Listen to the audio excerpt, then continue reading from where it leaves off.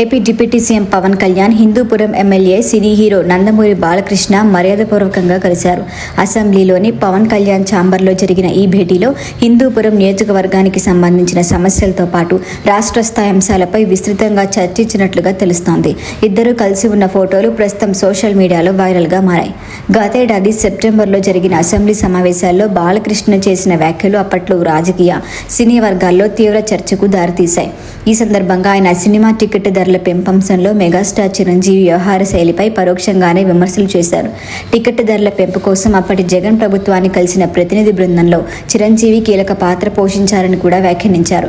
అలాగే AP film development corporation సమావేశంలో తన పేరును 9వ స్థానంలో ఉంచడంపై కూడా బాలకృష్ణ అసంతృప్తి వ్యక్తం చేసిన విషయం అప్పట్లో వార్తల్లో నిలిచింది. ఈ వ్యాఖ్యలపై మెగాస్టార్ అభిమానులతో పాటు జనసేన వర్గాల నుంచి కూడా తీవ్ర అభ్యంతరాలు వ్యక్తమయ్యాయి.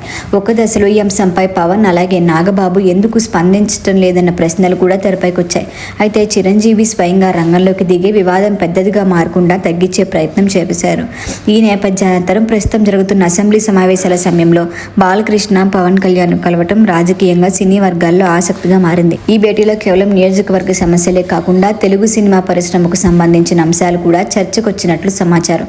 త్వరలోనే ఏపీ ప్రభుత్వం నంది అవార్డుల ప్రదానానికి సిద్ధమవుతున్న నేపథ్యంలో ఈ అంశంపైన చర్చ జరుగుతోంది. ఇటీవల ఏపీ సినిమాటోగ్రఫీ మంత్రి కందుల దుర్గేష్ కూడా నంది అవార్డుల నిర్వహణ విషయంలో పవన్ కళ్యాణ్, బాలకృష్ణ సూచనలు పరిగణలోకి తీసుకున్నారట. ఈ పరిణామాలన్నిటి నేపథ్యంలో పవన్ బాలయ్య భేటీలో సినిమా రంగ భవిష్యత్తు కార్యాచరణ, అవార్డుల ప్రదానం, పరిశ్రమకు సంబంధించిన సమస్యలపై కీలక చర్చలు జరిగినట్లుగా భావిస్తున్నారు.